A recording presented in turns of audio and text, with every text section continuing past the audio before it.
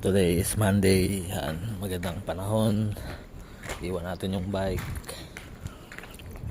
Tayo paglalakad puntang Indo Eatery kasi doon ay only rice. Ang ating update naman sa market ay wala muna. Hindi muna tayo nag-buy or sell. Pero tumaas yung oil, bumagsak naman yung BTC nasa 40k, 35 to 44k ang target natin na buy. Gold, baka mag-buy na tayo ng paunti-unti.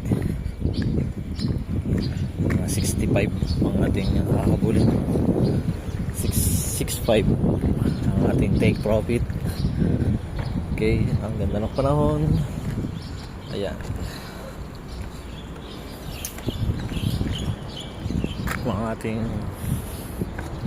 at ano na pala ngayon, taniman na ngayon, no?